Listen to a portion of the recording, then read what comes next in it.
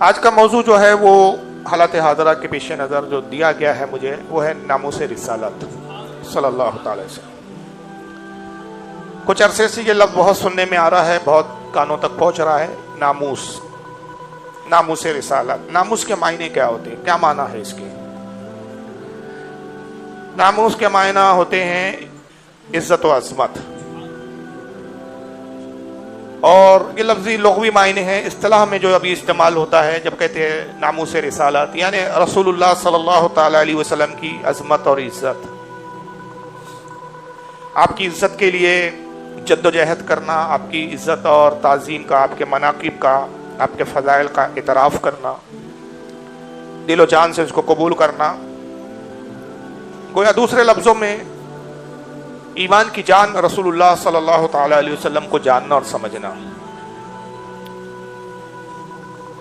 اسی ناموس رسالت کی ترجمانی اعلیٰ حضرت فاضل بریلوی نے یوں کی ہے کہ اللہ کی سرتا بقدم شان ہے یہ، اللہ کی سرتا بقدم شان ہے یہ، انسان نہیں انسان، وہ انسان ہے یہ، قرآن تو ایمان بتاتا ہے انہیں، ایمان یہ کہتا ہے میری جان ہے یہ۔ اور ایک حدیث کی طرف اشارہ ہے اللہ کے نبی صلی اللہ علیہ وسلم کی۔ اعلیٰ حضرت نے در حقیقت ایک حدیث پاک کو اپنے اشاروں میں ڈھال دیا ہے، بلکہ یوں کہوں میں کہ حدیث جو عربی میں ہوتی ہیں، متن عربی کو نثر کی جو نثر تھی اس کو منظوم کی شکل میں، نظم کی شکل میں، اشاروں میں اعلیٰ حضرت نے اس کو ترجمہ کر دیا ہے۔ اور حدیث پاک یہ ہے، صحیح بخاری کتاب الایمان میں حدیث ہے، اور حدیث کا نمبر 14 ہے۔ انس بن مالک اس حدیث کے راوی ہیں، بہت سارے صحابہ اس کے راوی ہیں، ابو ہریرہ نے بھی اس کو روایت کیا ہے، جابر بن عبداللہ سے بھی روایت آئی ہے، حضرت ابو سعید خدری سے بھی آئی ہے، متعدد صحابہ نے یہ روایت کو نقل کیا۔ بخاری میں حدیث نمبر 14 میں انس بن مالک سے ان کے الفاظوں میں یہ روایت یوں آئی ہے کہ سرکار نے فرمایا لا یؤمن احدکم حتی اکون احب الیہ من والدہ وولدہ والناس اجمعین۔ آقا نے کہا تم میں سے اس وقت تک کوئی مومن ہو ہی نہیں سکتا کہ جب تک وہ مجھ سے اتنی محبت نہ کرے جتنی اپنے ماں باپ سے زیادہ، اولاد سے زیادہ، رشتہ داروں سے زیادہ، عزیز و اقارب سے زیادہ، جب تک اپنی اولاد، ماں باپ، عزیز اقارب، قرابت دار، ان سب سے زیادہ جب تک مجھ سے محبت نہ کرے وہ مومن ہو ہی نہیں سکتا۔ دوسرے لفظوں میں مومن تب ہوں گا کہ ماں باپ سے زیادہ رسول کی عزت رسول ناموس رسالت کے مقابلے میں ماں باپ آ جائے تو انسان اس وقت ماں باپ کو ترک کر سکتا ہے، لیکن رسول اللہ کی محبت کو ترک نہیں کر سکتا۔ سرکار کی محبت فرض نہیں ہے، میں فرض لفظ کہوں گا تو یہ چھوٹا لفظ ہے، ایمان کی جان ہے، عین ایمان ہے، عین دین ہے، عین اسلام ہے۔ محبت رسول نہ ہو تو دین مکمل ہو ہی نہیں سکتا۔ انسان نمازی ہو سکتا ہے، حاجی ہو سکتا ہے، پرہیزگار ہو سکتا ہے، متقی ہو سکتا ہے، سب کچھ ہو سکتا ہے، اپنے گمان میں وہ سب کچھ اپنے آپ کو سمجھ سکتا ہے، لیکن اگر محبت رسول نہیں ہے تو صرف اگر وہ نہیں ہوگا تو مومن نہیں ہوگا۔ اور یہ میں نہیں کہتا، قرآن عظیم اس کے بارے میں ہمیں حکم دیتا ہے، اور وہی آیت کریمہ میں نے خطبے میں تلاوت کی ہے، پارہ نمبر 26 سورہ فتح آیت نمبر 9۔ رب فرماتا ہے لِتُؤْمِنُوا بِاللَّهِ وَرَسُولِهِ، اللہ فرماتا ہے کہ اے لوگو ایمان لاؤ اللہ اور اس کے رسول پر۔ سب سے پہلی چیز جو اللہ نے فرمائی، تقاضا جو کیا گیا، مطالبہ جو کیا گیا، وہ ہے ایمان لانے کا۔ اور ایمان کب مکمل ہے؟ اللہ کے ساتھ رسول پر بھی ایمان لانا ہے۔ دنیا میں بہت ساری قومیں ہیں، اللہ کو تو جانتی ہے، اللہ کو مانتی ہے، رسول کی رسالت کا اقرار کرنے کے لیے تیار نہیں۔ بہت سارے لوگ ہیں، بہت سارے اقوام ہیں جو کہتی ہیں کہ بھائی اللہ ایک ہے، ہم مانتے ہیں کہ ایشور ایک ہے، اللہ ایک ہے، لیکن بات آ جاتی ہے کہ رسول کو کیا مانتے ہو، تو کہتے ہیں محمد کو تو ہم نہیں مانتے۔ قوم یہود کو دیکھ لیجئے کہ وہ موسیٰ علیہ السلام تک تو ماننے کے لیے تیار ہے، آگے رسول اللہ تک آنے کے لیے تیار نہیں۔ عیسائیوں کو دیکھ لیجئے، عیسیٰ مسیح تک تو ماننے کے لیے تیار ہے، رسول اللہ تک آنے کے لیے تیار نہیں۔ مشرکین میں بھی ایک طبقہ وہ ہے جو کہتا ہے کہ ایشور ایک ہی ہے، خدا ایک ہی ہے، مگر رسول کو رسول ماننے کے لیے تیار نہیں۔ مگر حقیقی ایمان رسول ہی کو ماننا ہے، حقیقی ایمان تو یہی ہے۔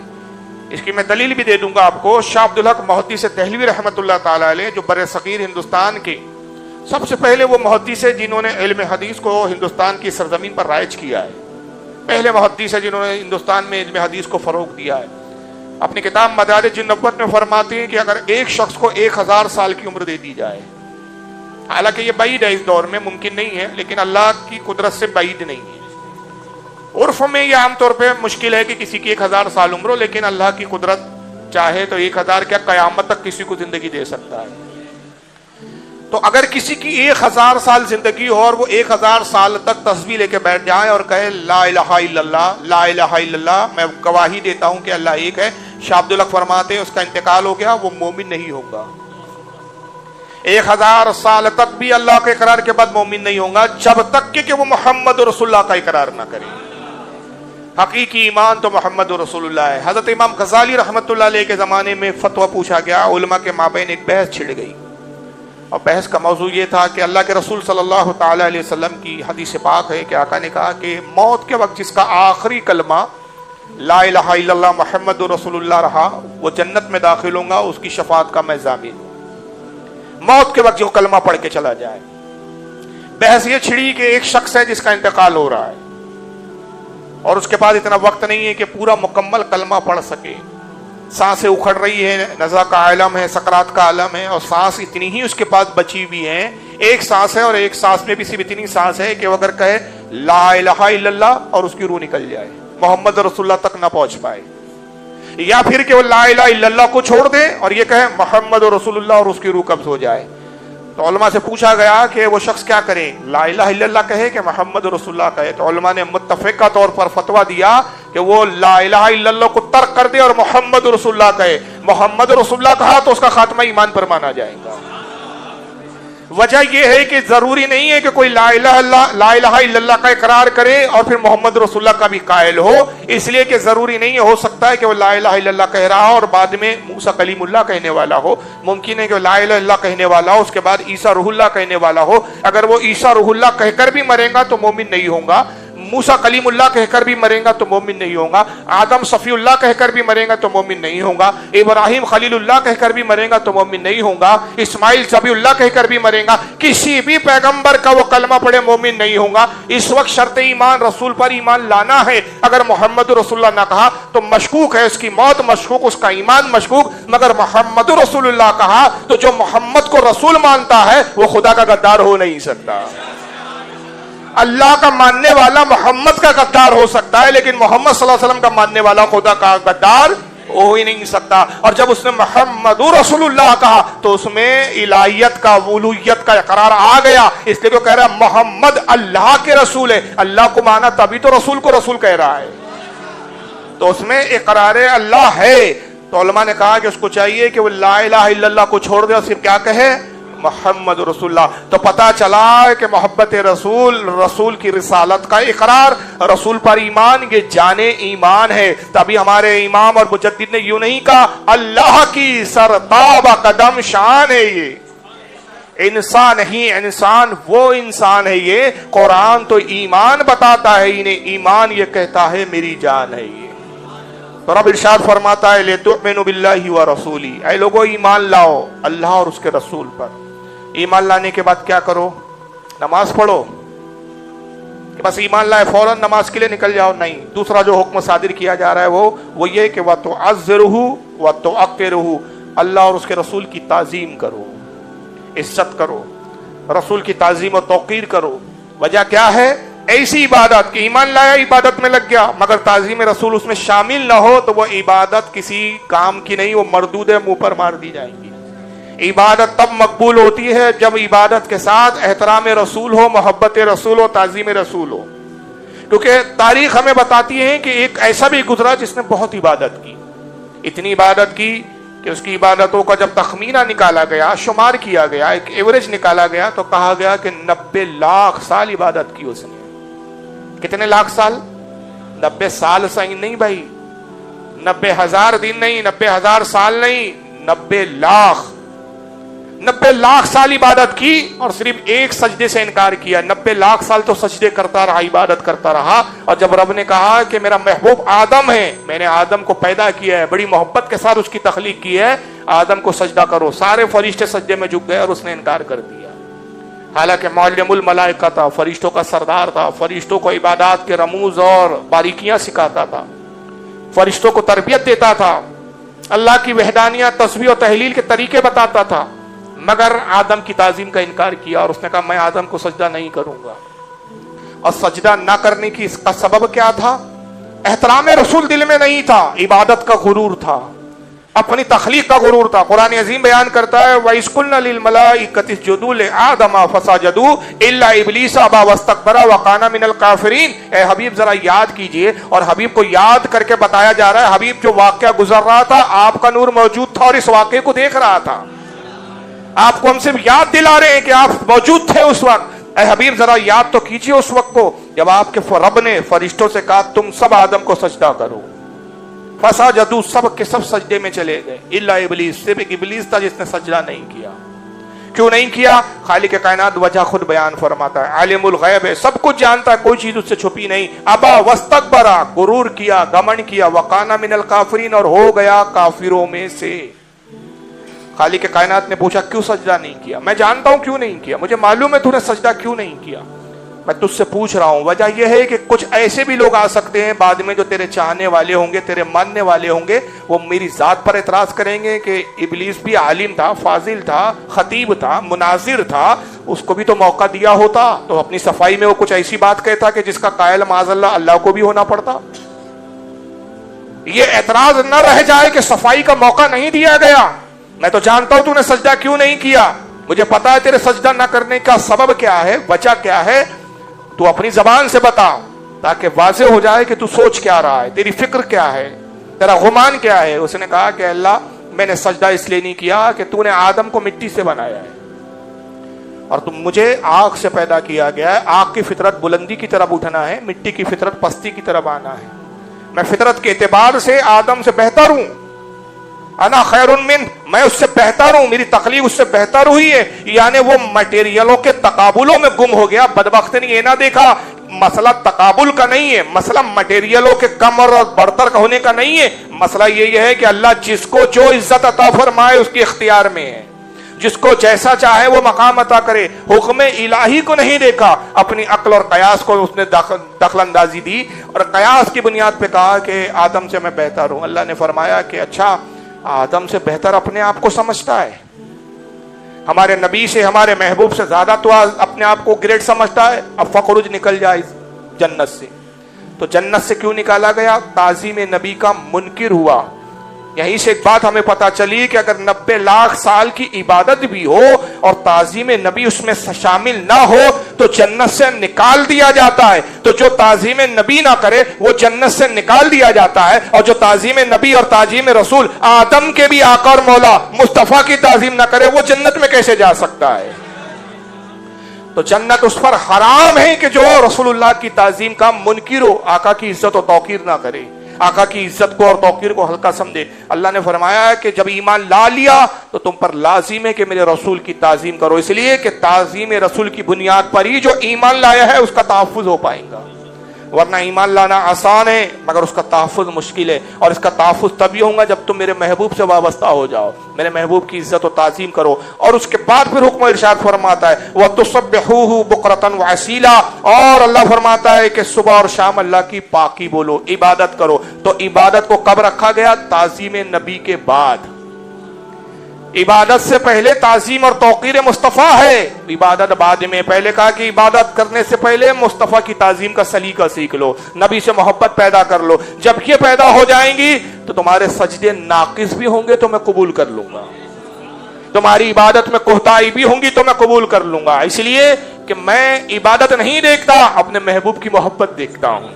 مجھے عبادت سے تمہاری کیا غرض؟ ایسی مخلوقیں میں نے پیدا کی جن کو تم جانتے بھی نہیں، اتنے فرشتے میں نے پیدا کیے اپنی عبادت کے لیے جن کی تعداد تمہیں پتہ بھی نہیں۔ اگر مجھے عبادت کروانا ہی مخصوص ہوتا میں اور مخلوق پیدا کر لیتا، میں نے تمہیں جو خصوصی طور پر پیدا کیا اس لیے کہ تم تعظیم مصطفیٰ کرو، تمہارا کام ہی یہی ہے کہ میرے محبوب سے محبت کا اظہار کرو، کہ محبت رسول سے زیادہ پسندیدہ کوئی عمل میرے نزدیک ہے ہی نہیں۔ سب سے زیادہ اگر پسندیدہ کوئی عمل ہے تو محبوب سے محبت ہے۔ اور کیوں پسند ہے؟ ارے میں خود مصطفیٰ سے محبت کرتا ہوں، جب میں خود محبوب سے محبت کرتا ہوں تو پھر تقاضا ہے میرا کہ ہر کوئی میرے محبوب سے محبت کرے۔ تو اصل تو مقصود یہ ہے، عبادت تمہارے درجات بڑھائے گی۔ یاد رکھیے عبادت کی بنیاد پر کوئی جنت میں نہیں جائے گا، حالانکہ موقع نہیں ہے لیکن میں پھر بھی عرض کروں گا تاکہ مسئلہ اور واضح ہو جائے کہ وہ جماعتیں جاہل ہیں، گوار ہیں، جنہوں نے عبادت کو نجات کا معیار بنا رکھا ہے، وہ دین سے دور ہے، تعلیمات مصطفیٰ ان کو تک پہنچی نہیں ہے، حقیقت میں وہ سمجھ نہیں پائے ہیں مصطفیٰ صلی اللہ علیہ وسلم کے دین کو. انہوں نے صاحب تعلیم میں مطلب عبادت کو اتنا اہمیت دے دی ہے کہ عبادتوں کے لیے وہ چھلے کرنے لگے ہیں، در بدر بھٹکنے لگے ہیں صاحب، بورے بستر لے کر گھومنے لگے ہیں، اور انہوں نے عبادت کو معیار بنایا. جبکہ صحیح حدیث میں آتا ہے، مسند احمد کی حدیث ہے، امام احمد ابن حنبل نے اس کو نقل کیا اور بھی محدثین نے نقل کیا. آقا نے فرمایا کوئی جنت میں اپنے عمل کے سبب نہیں جائے گا. یہ کس سے مخاطب ہو رہے ہیں آقا؟ آپ سے اور ہم سے نہیں. ان صحابہ اکرام سے کہا جا رہا ہے کہ کوئی عبادت کے بل پر نہیں جائیں گا جن کے بارے میں آقا ہی کہہ رہے ہیں کہ میرے صحابہ کا عمل وہ ہے کہ مجھے صحابہ میں سے کوئی ایک صحابی ایک مٹھی جو اللہ کی راہ میں خیرات کر دے، اور تم میں سے کوئی غیر صحابی احد پہاڑ کے برابر سونا اللہ کی راہ میں دے دے، تم مقام و درجے میں میرے صحابہ کے برابر نہیں ہو سکتے. وہ صحابہ جن کی عبادتوں کا یہ معیار ہے، یہ وہ صحابہ اکرام کے دنیا آسمان نے، زمین و آسمان نے نہ ایسی شخصیات پہلے دیکھی، نہ قیامت تک ایسی شخصیات آسمان دیکھیں گا. ان سے رسول کہہ رہے ہیں کہ تم میں سے کوئی عمل کے سبب جنت میں نہیں جائے گا. بعض صحابہ تک ہی نہیں رکی، ایک صحابی کھڑے ہو گئے اور کھڑے ہو کے عرض کرتے یا رسول اللہ کیا آپ بھی اپنے عمل کے سبب جنت میں نہیں جائیں گے؟ جبکہ رسول کا عمل ہی شریعت ہوتا ہے، رسول جو کچھ کرے وہ شریعت ہے، رسول کی ہر اداؤں کا نام سنت ہے، سنت پر عمل کرنا جنت میں جانے کا سبب ہے. مگر صحابی پوچھ رہے ہیں، جرأت کر لی اس صحابی نے، اے اللہ کے رسول کیا آپ بھی جنت میں اپنے عمل کے سبب نہیں جائیں گے؟ آقا نے فرمایا میں بھی اپنے عمل کے سبب جنت میں نہیں جاؤں گا، میرا عمل بھی مجھے جنت میں نہیں لے جائے گا. یاد رکھیے جب نبی کہہ رہے ہیں، حالانکہ نبی کا ہر عمل مقبول ہے، قبول ہے، نبی کا عمل ہی شریعت ہے، نبی کا عمل ہی حجت ہے، نبی کا عمل ہی دین ہے، مگر آقا تب بھی کہہ رہے ہیں کہ میں بھی اپنے عمل کے سبب جنت میں نہیں جاؤں گا. جب نبی یہ کہہ رہے ہیں کہ میں اپنے عمل کے سبب جنت میں نہیں جاؤں گا، تو کتنے جاہل ہیں جو اپنی نمازوں کو جنت کا معیار اور دلیل سمجھتے ہیں، اپنے چلوں کو شمار کرتے ہیں کہ 4 چلے ہو گئے تب جنت تو ہمارے باپ کی ہو گئی ہے. اور محبت رسول کی بات آئے تو وہاں پھر تعویلیں نکالتے. ابھی حال ہی میں ایک صاحب نے گستاخی کی تھی پاکستان کے قرآن کو لے کر، رسول کو لے کر، اس پر کچھ جاہلوں نے اس کا دفاع شروع کیا. تو اس کے جب رد میں نے ایک تقریر کی، انٹرنیٹ پہ تقریر موجود ہے، ناگپور ہی کی سرزمین پہ کیا، میں نے اس میں ایک جملہ کہا کہ تم میں اور ہم میں ایک بہت بڑا بنیادی فرق ہے، وہ یہ کہ ہم عظمت مصطفیٰ کے لیے لڑتے اور تم اپنے مولوی کے دفاع کے لیے لڑتے ہو. ہمارے نزدیک محبت رسول کے مقابلے میں کوئی مولوی کیا ماں باپ حیثیت نہیں رکھتے، تو مولوی کی کیا ہم دفاع کریں. مگر تمہاری بدنصیبی ہے کہ تم مصطفیٰ کی عظمت اور توہین گوارا کر لے ہوتے ہو عظمت کے برخلاف، لیکن اپنے مولوی کا دفاع کرتے، اپنے مولوی کی توہین اور اپنے مولوی کے بارے میں سخت کہے ہوئے جملے تمہیں گوارا نہیں ہوتے. یہ تمہاری بدنصیبی ہے. آقا کہتے ہیں کہ کوئی اپنے عمل کے سبب جنت میں نہیں جائے گا، حتیٰ کہ میں بھی اپنے عمل کے سبب جنت میں نہیں جاؤں گا. جنت میں وہی جائے گا جس پر میرا رب فضل فرما دے. جو بھی جنت میں جائیں گا اللہ کے فضل و کرم سے. اور اللہ کا فضل و کرم کس پر ہوگا؟ اسی پر ہوگا جو مصطفیٰ سے محبت کرتا ہوگا. کوئی اپنے عمل کے سبب جنت میں نہیں جائیں گا. جنت کا دخول، جنت کا داخلہ ایمان کی بنیاد پر ہے. اور ایمان کیا ہے؟ مصطفیٰ صلی اللہ علیہ وسلم کی محبت. یہ ایمان کی سب سے پہلی چیز ہے، یہ جانیں ایمان ہے. اور عبادات جو ہم کرتے ہیں اس کا فائدہ کیا ہے؟ کیا پھر جب جنت میں جانا ہی نہیں ہے، نماز اگر جنت میں نہیں لے جائیں گے، روزے نہیں لے جائیں گے، تو پھر نماز کیوں پڑھیں، روزے کیوں رکھیں؟ جی نہیں، یہ اعمال آپ کا درجہ متعین کریں گے کہ جنت کے کس درجے میں آپ کو رکھا جائے. اعمال درجات کے تعین کے لیے ہیں، لیکن جنت کا داخلہ محبت رسول کی بنیاد پر ہے.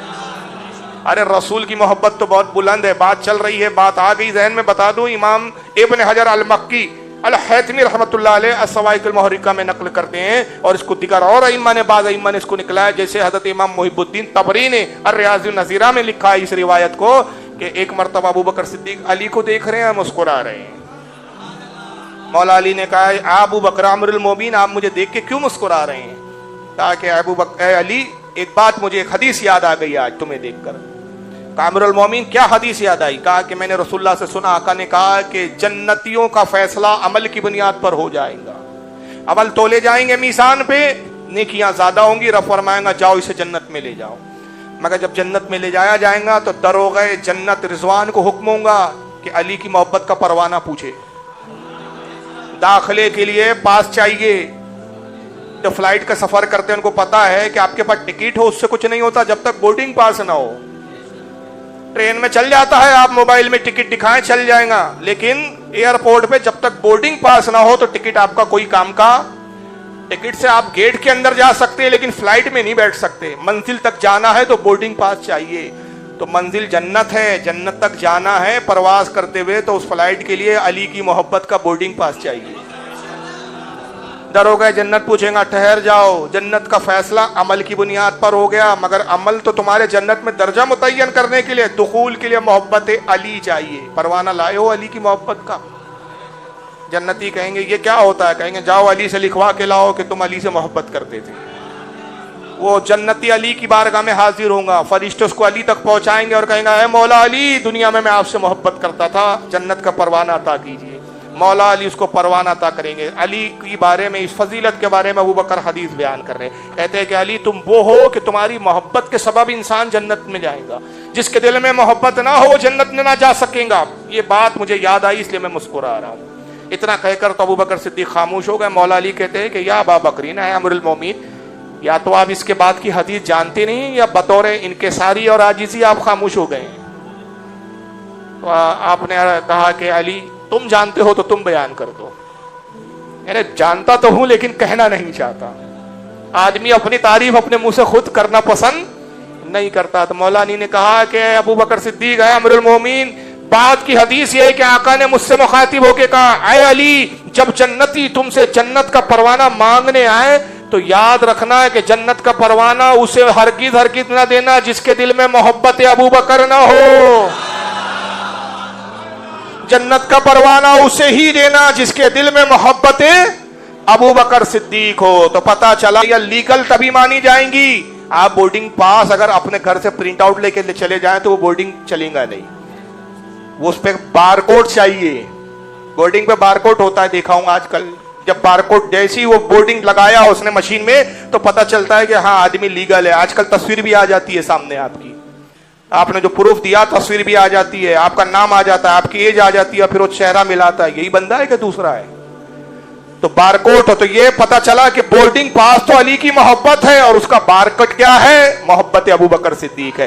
تو جب ابو بکر صدیق اور علی کی محبت نہ ہو تو جنت میں نہیں جا سکتا. تو جو علی اور ابو بکر کے بھی آقا ہے, جو ان کے بھی مولا ہے, جو ان کے بھی ملجاوا ہے, ان کی محبت نہ ہو تو جنت میں کیسے جا سکتا ہے؟ بھائی ایک اعلان آیا ہے, گیٹ کے سامنے کسی صاحب کی گاڑی لگی ہوئی ہے جس کا نمبر 1469 ہے. ان سے گزارش ہے کہ برائے کرم وہ وہاں سے, ریلوے کا گیٹ ہے وہاں سے ہٹا دیں, اس سے پہلے کہ پولیس والے آ کے ان کو پریشان کریں. وہ خود ہی اپنی گاڑی ہٹا لیں تو بہتر ہے, ورنہ چالان والان بھی ہو سکتا ہے. عرض کر رہا تھا کہ محبت رسول جنت میں جانے کی ضمانت ہے. اور یہ محبت رسول ہے کیا؟ یہ ناموس رسالت ہے کیا جس پر اہل سنت اتنا زور دیتے ہیں؟ یاد رکھیے, محبت رسول نہ ہو تو رشتہ داری بھی کام نہیں آتی. تاریخ ہمیں بتاتی ہے کہ ایک نبی کا سگا رشتہ دار ہے جس کا نام ابو لہب ہے, حضور کا چچا ہے, مگر محبت رسول دل میں نہیں ہے, الفت رسول نہیں ہے, نبی کی توہین کرتا ہے, نبی پر ایمان نہیں لایا, حضور کو ستاتا رہا, پریشان کرتا رہا, مر گیا. قرآن عظیم اس کی مذمت میں نازل ہوئی آیتیں, سورت نازل ہوئی تبت یدا ابی لہب وتب, ٹوٹ جائے ابو لہب کے ہاتھ, اور اس کے ہاتھ ٹوٹی گئے. یہ مذمت قرآن نے بیان کی. اس کے عذاب کا ذکر کیا, پورے سورہ لہب پڑھ لیجئے. اس کی بیوی کی مذمت ہے کہ وہ حضور کو معاذ اللہ قتل کے ارادے سے پتھر لے کر آئی. بیوی کی بھی ہے کہ اس کی بیوی نے کیا کیا, جو لکڑیوں کا گٹھا اٹھائے ہوئے ہیں. کا قرآن عظیم اس کے عذاب کی بات کرتا ہے. رسول کا سگا چچا ہے, حضور کا خاندان والا ہے, وہی خاندان اور وہی خون ہے جو خون اور خاندان رسول اللہ کا ہے, مگر محبت رسول نہیں. اس کے سبب نتیجہ ہوا کہ جہنم میں چلا گیا. مگر تاریخ ایک دوسرا منظر دکھاتی ہے کہ ایک فارس کا رہنے والا فارسی النسل شخص ہے, نام اور اس کا دنیا اس کو سلمان فارسی کے نام سے جانتی ہے. روایتوں میں اختلاف ہے کہ کس عمر میں ایمان لائے. بعض نے کہا 150 سال کی عمر تھی جب ایمان لائے, بعض نے 300 سال تک عمر بتائی, لیکن ایک اوسط عمر ان کی 150 سال بتائی گئی. ضعیف العمری میں ایمان لائے. کئی مذاہب میں رہے, عیسائی رہے, یہودی رہے, پہلے یہودی تھے, پھر عیسائی ہوئے, پھر اسلام لائے. تینوں آسمانی مذہب پر ایمان لانے کا اتفاق ہوا. اور رسول اللہ سے اتنی محبت کہ سرکار کو چھوڑتے نہیں تھے. حضور کے ارد گرد ہی رہتے. محبت رسول, اہل بیت سے اتنی محبت کہ خاتون جنت کے گھر کے دربان بن کے پڑے رہا کرتے تھے. خاتون جنت گھر کے جو بھی کام بتاتی کام بجا لاتے. حسنین کو, حسن و حسین کو کھلاتے پلاتے, گود میں لے کر گھومتے. محبت. وہ ایک موقع ہے کہ ام سلمہ رضی اللہ تعالیٰ عنہ فرماتی ہیں کہ آقا ایک بار اپنے حجرے پاک سے باہر تشریف لائے اور ایک آپ چادر اوڑے ہوئے تھے. اس چادر میں تبھی آپ نے دیکھا امام حسن آئے, چادر میں داخل کر لیا. پھر امام حسین آئے, رسول اللہ نے فدخلا, ان کو بھی داخل کر لیا. مولا علی آئے, ان کو بھی چادر میں داخل کر لیا. پھر سیدہ خاتون جنت فاطمہ الزہرا آئی, ان کو بھی داخل کر لیا. چادر اقدس میں 5 تن تھے. ایک تھا تن مصطفیٰ, سرتاب قدم ہے تن سلطان زمن پھول. تن کہتے ہیں جسم کو. ایک تن مصطفیٰ ہے چادر میں, ایک تن مولا علی ہے, ایک تن سیدہ فاطمہ ہے, ایک میں تن حسن ہے, تن حسین ہے. 5 تن ملتے ہیں تو یہ ہو جاتے پنجے تن. اور ایک لفظ کا اضافہ پھر ہم کرتے ہیں پنجے تنے پاک. اہل سنت کا کوئی عقیدہ اور کوئی نظریہ قرآن و حدیث کے خلاف نہیں ہے. ہمارے سارے معاملات, سارے اعتقادات, سارے نظریات, سارے افکار سب قرآن و حدیث سے ماخذ ہے, وہیں سے لیے گئے ہیں. یہ ہے پنجے تن, 5 تن. اور پاک قرآن کہتا ہے انما یرید اللہ لیذھب عنکم الرجس اہل البیت ویطہرکم تطہیرا. اے نبی کے گھر والو, اللہ تو یہ تم سے چاہتا ہے کہ ہر ناپاکی کو تم سے دور کر دے اور تمہیں خوب صاف ستھرا فرما دے, تمہیں پاک فرما دے. تو یہ ہو گئے پنجے تنے پاک. اور ان کو لے کر آقا آسمان کی طرف نگاہ اٹھاتے. اور ام سلمہ رضی اللہ تعالیٰ عنہ فرماتی, ام المومنین, آقا نے کہا اللہم ہؤلاء اہل البیت, اے میرے پروردگار یہ میرے گھر والے ہیں, میرے اہل بیت ہیں, میرے گھر والے ہیں. اے خدا تو گواہ ہے. سلمان فارسی کھڑے تھے, رونے لگے, آنکھوں میں آنسو آ گئے. اے اللہ کے نبی, آپ نے اپنے گھر والوں سے مجھے جدا کر دیا, کیا میں آپ کا گھر والا نہیں ہوں؟ آپ نے کہا سلمان غم نہ کرو, تم بھی چادر میں آ جاؤ. سلمان و منا, سلمان بھی ہم ہی میں سے ہے. محبت رسول نے خیر کو اہل بیت میں شامل کر دیا, اور دشمن بغض رسول نے جو گھر والا تھا اس کو تبت یدا ابی لہب وتب فرما دیا. تو محبت رسول غیروں کو اپنا بنا دیتی ہے, اور محبت رسول اللہ تو اپنے بھی پرائے ہو جاتی ہے. اس لیے ہمارا سارا معیار ناموس رسالت پر ہے. ہم رشتوں کے معیار خون پر نہیں رکھتے, محبت رسول کی بنیاد پر رکھتے ہیں.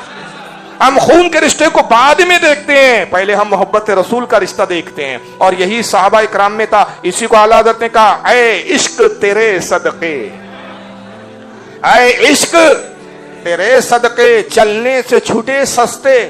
اعلیٰ کہتے ہیں کہ میں اس عشق پر, جو عشق مصطفیٰ جو میں نے اپنے سینے میں بسا رکھا ہے, جو اپنے دل میں بسا رکھا ہے, جو میں نے اپنے روح اور جسم میں سجا رکھا ہے, یہ اے عشق مصطفیٰ میں تیرے صدقے نہ چلے جاؤں, میں تجھ پر واری نہ ہو جاؤں. اے عشق تیرے صدقے جلنے سے چھوٹے سستے. جہنم کی آگ سے کتنے سستے میں چھوٹ گئے, کتنا سستا سودا ہوا. محبت رسول کیا, اور محبت رسول کی, عشق رسول کی آگ سینے میں بھڑکائی, تو نتیجہ کیا ہوا؟ اے عشق تیرے صدقے جلنے سے چھوٹے سستے, جو آگ بجھا دیں گی وہ آگ لگائی ہے.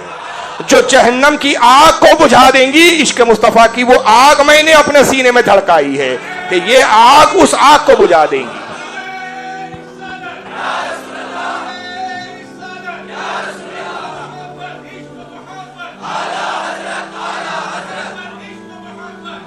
اب دیکھیے نعرہ لگ رہا ہے عشق و محبت, عشق و محبت. جس نے امت کو عشق سکھایا اس کا نام ہی عشق و محبت پڑ گیا. جو عشق سکھائے تو وہ عشق و محبت کا امام بن جائے. تو محبت رسول, عشق رسول کیا شے ہے, اندازہ لگائیے کہ طیبانہ صحیح افضل مکہ ہی صحیح ہے زاہد. طیبانہ صحیح افضل مکہ ہی بڑا زاہد. ہم عشق کے بندے ہیں, بات کیوں بڑھائی ہے, ہم تو عشق کے ماننے والے. تو یہ کتنی لازم چیز ہے. آئیے میں متن کے ساتھ حدیث پڑھوں. صحیح بخاری کی حدیث ہے یہ. صحیح بخاری جو قرآن کے بعد سب سے افضل ترین اور سب سے صحیح کتاب مانی جاتی ہے اہل سنت میں, کتاب الایمان, اور باب کیف انت یمن النبی صلی اللہ علیہ وسلم, حدیث نمبر 6632. عن عبداللہ ابن حشام قال كنا مع النبي صلی اللہ علیہ وسلم وهو اخذ بید عمر ابن الخطاب. حضرت عبداللہ بن حشام رضی اللہ تعالیٰ عنہ کہتے ہیں کہ ہم رسول اللہ کی بارگاہ میں آپ کی صحبت میں بیٹھے ہوئے تھے, آقا کی خدمت میں ان صحابہ حاضر تھے. تبھی ہم نے دیکھا کہ رسول اللہ نے عمر ابن خطاب کا ہاتھ پکڑ لیا. عمر ابن خطاب قریب بیٹھے تھے, امیر المومنین, ان کا ہاتھ پکڑ لیا, اور ان کا ہاتھ پکڑنے کے بعد بڑی محبت کے ساتھ فرمایا اور بعض روایتوں میں یہ آیا کہ پھر حضور نے ان سے پوچھا کہ اے عمر مجھ سے کتنی محبت کرتے ہو؟ عمر کا انتخاب کیوں کیا پورے صحابہ کی جماعت میں؟ یہ الفاظ بتا رہے قُنَّا مَعَ النَّبِيِّ صلی اللہ علیہ وسلم. قُنَّا یہ جمع کا صیغہ ہے، ہم صحابہ حضور کے ساتھ بیٹھے تھے، تو صحابہ کی ایک کثیر جماعت تھی، سارے صحابہ کو چھوڑ کر عمر کا ہی انتخاب کیوں کیا؟ وجہ یہ تھی کہ حضور بتانا چاہتے تھے کہ عمر، ابو بکر تو وہ ہے کہ سرکار کہتے ہیں کہ میری امت کے تمام لوگوں کا ایمان ایک پلے میں رکھ دو، دوسرے پلے میں ابو بکر کا، تو ابو بکر کا ایمان سب پر وزنی اور بھاری ہے، مگر ابو بکر کے بعد جو سب سے افضل ہے وہ عمر ہے. اور فضیلت کا معیار کیا ہے کہ حضور کہتے ہیں میرے بعد اگر کوئی نبی ہوتا تو وہ عمر ابن خطاب ہوتا. لہذا جو عمر کے ابو بکر کے بعد حضرت عمر جو سب سے افضل تھے، انہی کا انتخاب کیا کہ اس عشق مصطفیٰ کی اہمیت سب پر واضح ہو جائے. عمر کا ہاتھ پکڑا اور حضور نے کہا کہ عمر کتنی مجھ سے محبت کرتے ہو؟ فقال له عمر، حضرت عمر سے حضور نے پوچھا کتنی محبت کرتے ہو؟ تو حضرت عمر نے رسول اللہ سے مخاطب ہو کے عرض کرتے یا رسول اللہ لا انت احب الی من کل شیء الا من نفسی، اللہ کے نبی میں ہر شے سے زیادہ آپ سے محبت کرتا ہوں سوائے اپنی جان کے. جان کو چھوڑ کر، مجھے اپنی جان کو چھوڑ کر باقی دنیا کی جتنی چیزیں ہیں ان سب سے زیادہ میں آپ سے محبت کرتا ہوں. مطلب میں آپ کے لیے اپنا گھر قربان کر سکتا ہوں، اپنا مال قربان کر سکتا ہوں، اپنی دولت قربان کر سکتا ہوں، اپنی عزت قربان کر سکتا ہوں، لیکن اللہ کے نبی جان سے مجھے اپنی محبت ہے، جان سے زیادہ کے علاوہ جتنی چیزیں ہیں ان سب سے زیادہ میں آپ سے محبت کرتا ہوں. فقال النبی صلی اللہ علیہ وسلم، آقا نے فرمایا لا والذی نفسی بیدہ حتی اکون احب الیک من نفسک، عمر نہیں، اس ذات کی قسم جس کے قبضے قدرت میں محمد میری جان ہے، اگر تم اپنی جان سے زیادہ مجھ سے محبت نہیں کرتے تو تم مومن نہیں.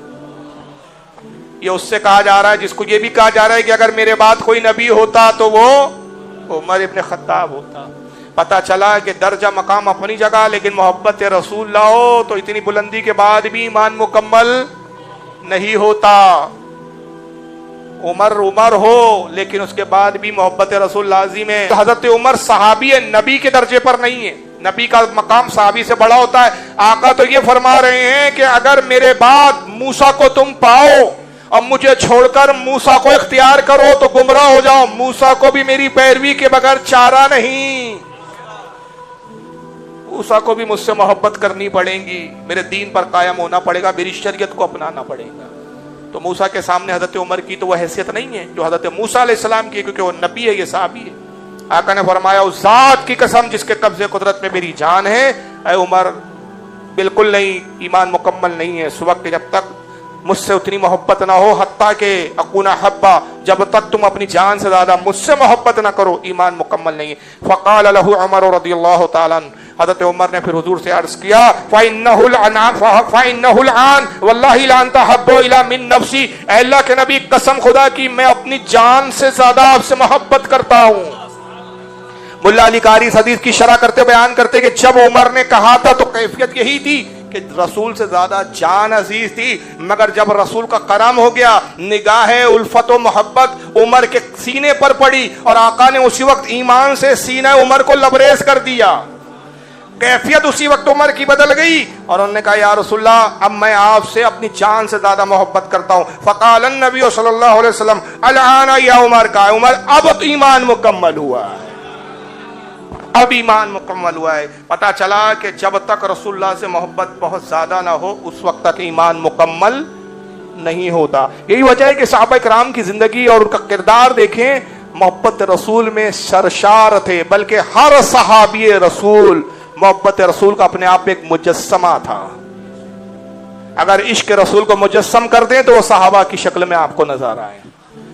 اور اس طرح حدیثوں میں کثیر واقعات آپ کو رسول اللہ سے محبت کے صحابہ کے ملتے ہیں. چنانچہ دیکھیں آپ صحیح بخاری کتاب الوضو حدیث نمبر 187 اور امام مسلم نے بھی کتاب الصلاح باب سترۃ المصلی حدیث نمبر 1006، ابن حبان نے اپنی صحیح ابن حبان حدیث نمبر 2394، یہ تمام محدثین روایت نقل کرتے ہیں. بلال اذان دیتے اور بالکل تھوڑے وقت پہلے آپ باہر تشریف لاتے اور آنے کے بعد جو ہے وضو کے لیے آپ کو پانی درکار ہوتا تو آواز دیتے بلال وضو کے لیے پانی لاؤ.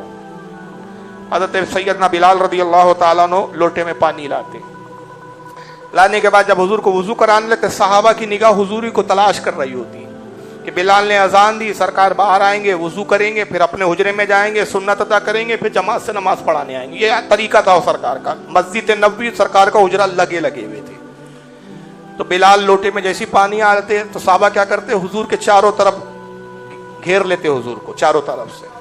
اور جیسے ہی حضرت سیدنا بلال پانی ڈالنا شروع کرتے ہیں، نبی پاک اپنے دستے مبارک کو دھوتے اور وہ پانی آپ کے دستے مبارک کو مس کر کے زمین کی طرف بس آ ہی رہا ہوتا، اس سے پہلے کہ اس زمین پر پانی کے قطرات گرے بے شمار صحابہ کرام کے ہاتھ آتے اور اس پانی کے قطروں کو اپنے ہاتھوں اور ہتھیلیوں پر لے لیتے.